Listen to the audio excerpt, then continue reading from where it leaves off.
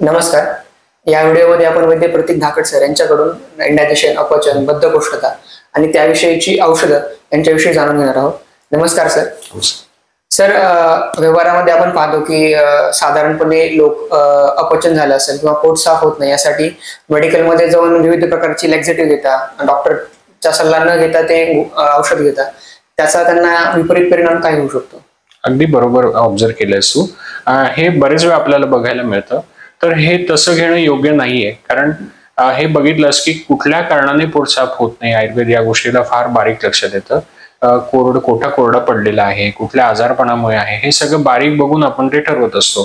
तर बरेच वेळा तीक्ष्ण औषधं, उष्ण औषधं जी जास्त पेरिस्टाल्सिस घडून आपलं पोट साफ घडवतील, हे लॉंग टर्म मध्ये कधी चांगले नसू शकतात आणि त्याचा दीर्घकालीन परिणाम पेशंटला मग भोगावा लागू शकतो. सर, बद्धकोष्ठता हे मुळात कोणत्या कारणामुळे होऊ शकतं आणि त्याबद्दलची औषधं त्यानुसार चेंज होतात? हो, बहुतेक करून जुन्या आजारांमुळे, क्रॉनिक डिसीजेस, त्याच्या परिणाम स्वरूप जे आपल्या अंगांना शिथिलता येते त्याच्यामुळे बद्धकोष्ठता होऊ शकते. वाताचं प्रमाण शरीरात खूप असेल तर बद्धकोष्ठता येऊ शकते.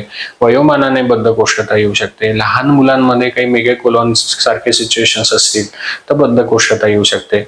तर जसं जसं त्याची कारणं वेगळी तशी तशी ही औषधं वेगळी पोट साफ होण्याची असू शकतात. उदाहरणार्थ, ज्या पेशंटला एरंड तेलाने पोट साफ होत असेल त्यांना त्रिफळाने होणार नाही. ज्यांना त्रिफळाने होत असेल त्यांना एरंडाने होणार नाही, कारण आपल्याला दोष जे बाहेर काढायचे ती वेगळी असतात.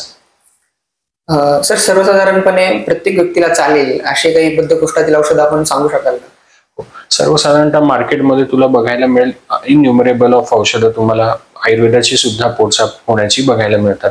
बरीचशी औषधे तीक्ष्ण आणि उष्ण असतात, त्याच्यामुळे लॉंग टर्म मध्ये त्याचा वैद्यांच्या सल्ल्याशिवाय शक्यतोवर वापर करू नये. वैद्यांच्या सल्ल्याने तुम्ही मध्ये मध्ये त्याचा वापर करू शकतात, पण जे रेग्युलर तुम्ही वापरायचं असेल, पोट साफ करायचं असेल आणि रसायन म्हणजे दीर्घकालीन अँटी एजिंग प्रॉपर्टी सुद्धा तुम्हाला त्याच्यातनं अचीव्ह करायचं असेल, तर ज्याला वाताचा प्रॉब्लेम आहे किंवा कुठलाच प्रॉब्लेम नसला तरी एरंड तेल हे सदा सर्वदा आपण डोस कमी जास्त करून कुठल्याही पेशंटला किंवा निरोगी माणसाला सुद्धा देऊ शकतो. दुसरं औषध जे चालू शकतं ते त्रिफळेचं चूर्ण किंवा त्रिफळेचा काढा.